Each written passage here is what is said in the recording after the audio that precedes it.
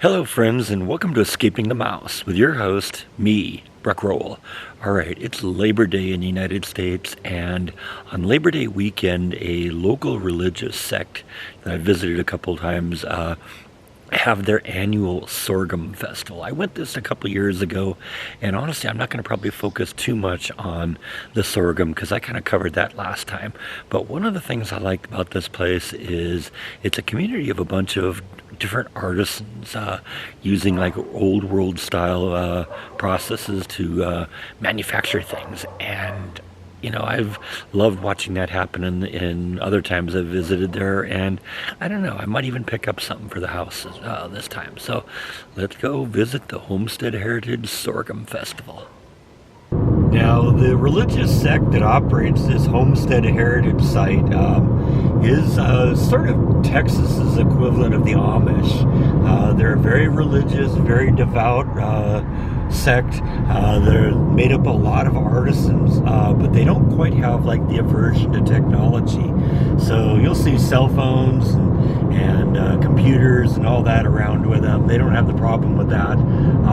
In fact, the guy who was working on my couple clocks, my cuckoo clock and that antique clock for me, is a member of this religious sect. He used to be actually on the site. He moved a couple miles down the road when he set up his clock shop.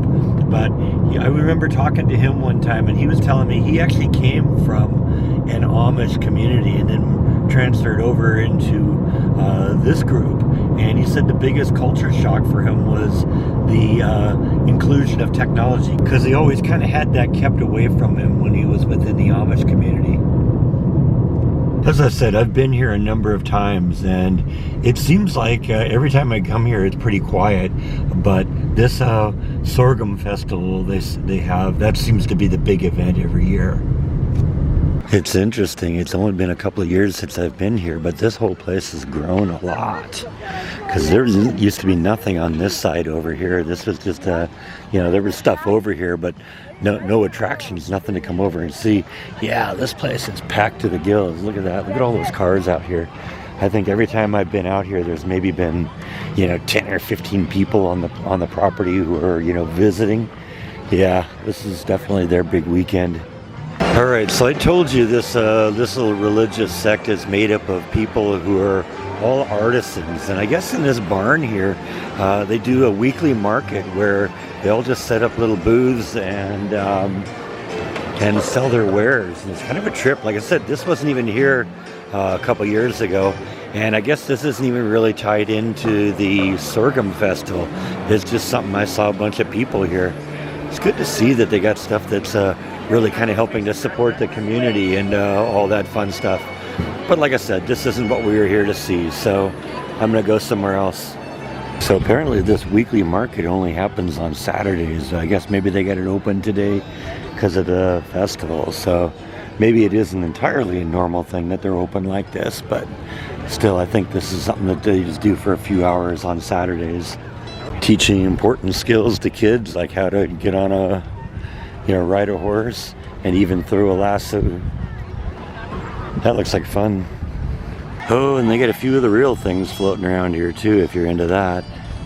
I remember when I was here last time, this was kind of their loom room here, where they have all sorts of looms that you can use for making, weaving different things. And they got a lot of stuff you can buy here, but when they were here last time, there were actually people operating these. They weren't just sitting here freaking watch. But yeah, that's the kind of stuff you can do with this. And to watch the people know what they're doing, they just, their hands just fly over these things. It's just like boom, boom, boom, boom, boom, layer after layer after layer. So this is basically it's grinding wheat into flour here. So it's a big stone wheel that's rotating around.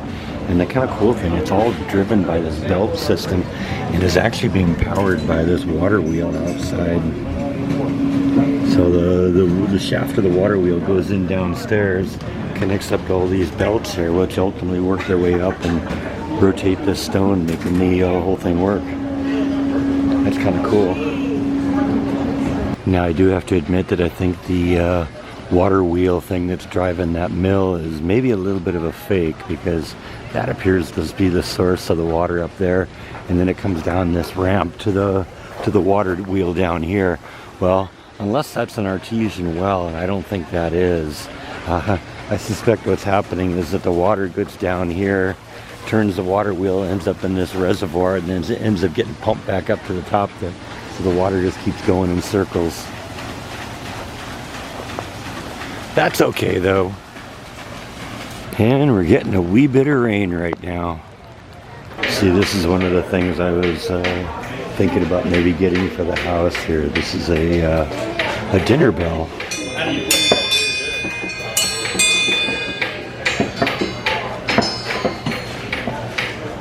Oh yeah, some of you may recall that a couple years ago for Christmas, my mom got me a fireplace kit, and I got it from here. And so yeah, this is, in fact, it's that style right there. It's got the three pieces. It's got the broom, it's got the shovel, and it's got the little poker thing here. So yeah, that was a nice gift. I still like having that. Yeah, here's more of those dinner chimes here. Probably just coming right off the forge here. Some of the tools here. This is actually a couple of the forges right here, including a more traditional one here. That's real too. That's really hot right now. Look at some of the tools.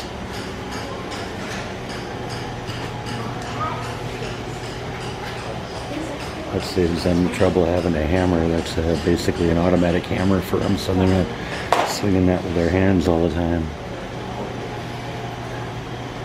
And then that allows them to bend things.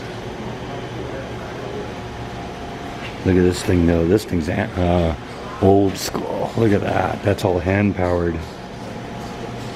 Looks like some sort of a press. So I do think I'm going to get a dinner bell, but I'm not going to get it right now. We'll come back and pick it up in a little bit. You got to get the hook and the triangle piece. So we're going to do that. I think that'll look cool at the house. And surprisingly enough, just hanging out in the forge for a couple minutes was enough time for the rain to blow over. It's still sprinkling a little bit, but I looked at the radar when it first started coming down and it didn't look like it was going to be much. So I was right. So we're in the little pottery place now. This is some of the stuff that they've made that you can get here. Pretty stuff. I think that's like a pie tin. And I'm guessing this is a work in progress here. Actually, I don't remember there being a glass place in here before. So actually, I got to check that out. Look at some of that glass work. How beautiful is that? Some really pretty stuff in here. Look at that. That look beautiful in a window, right? And they got a guy out here who's actually blowing glass as we watch.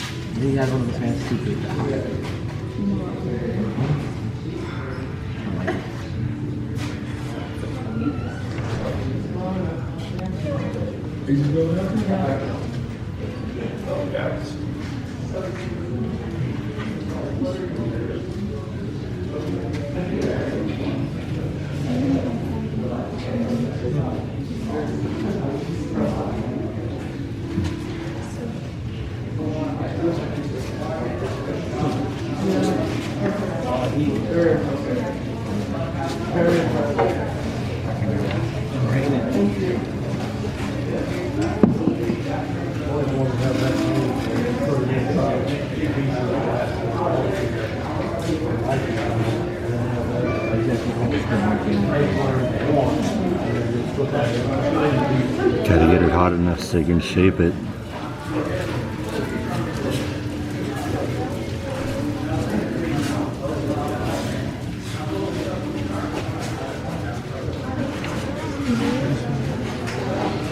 Oh wow, the big furnace. The lights over there, that's the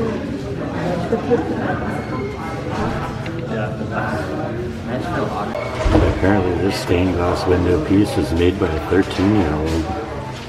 selling in the store right along with their parents. Now we're in the leather section here. This is the store right next to the glass place. Looking some handmade belts here. Those are beautiful, aren't they? I always have problems with the belts because the loop that they do when they put her on the buckle, they tend to staple it together, and that means it only lasts for 1 or 2 times. That thing's got a rivet going all the way through it. That's never going to break. Now, one of the things I've noticed in here is they've got a bunch of these shops have kind of make your own type things, or you can buy the pieces of something and then put it together. Keychains and coasters in here. You could make things over in the forge. There was stuff you could do over there. Over in the woodworking place, you could make little toys and stuff like that. So that's kind of fun because it turns, it makes it like more fun for the children because they can get a little bit more hands-on rather than just going and looking at things. That gets boring sometimes for kids, but if you can come up with activities for them, that makes it more fun for the kids. In case you ever want a leather fly swatter, it's even got the Lone Star on it for you. Look at some of these brooms that they did. Look at the work on that. Gorgeous. It's so nice you wouldn't want to use it to sweep anything. Just kind of want to look at that. And some kind of cool walking sticks over here if you're into that. I love how the fact you can hear people walking around in the rafters upstairs. Check out some of this furniture they have in here. This is all handmade stuff. Look at those joints. That's old world workmanship there. Don't see it done that way much anymore, except for here, right? Look at those fireplace mantles. How awesome is that? I mean, I love the one I have at my house, but holy cow, can you imagine one of those? Another piece is something that was made by a kid. That one's 16 years old. Yeah, everybody has a hay ride, but how many of you ever been on a hay slide? How often do you get to see one of these this close up?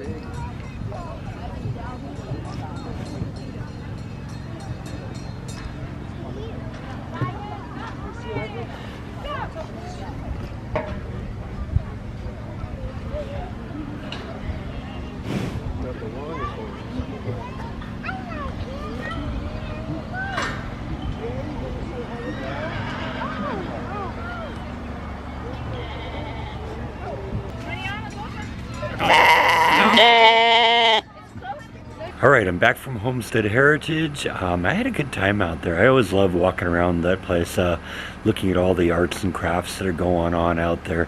There's some real artisans that do stuff the real old world way, and it's kind of fun to see that. It's kind of ties into your past. Now, I did actually get myself a little souvenir. Let me show you what I got. Yep, you guessed it. I got the dinner chime.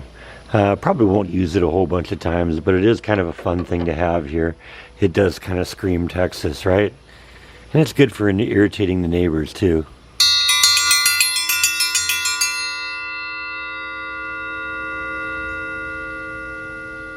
So anyway, I had a good time out there at Homestead Heritage. I hope you enjoyed coming out along too. It's always kind of fun to see how those kind of old world artisans do things, because a lot of that stuff that they made a long time ago is a lot better than some of the junk that we get today. So it's kind of fun to see how much they could have done a long time ago, and it kind of inspires us maybe to see if we can do things better too. So anyway, I had a good time. I hope you enjoyed that too, but I think we've come to the end of our video. So thank you as always for watching, and I'll see you next time on Escaping the Mouse. Good night.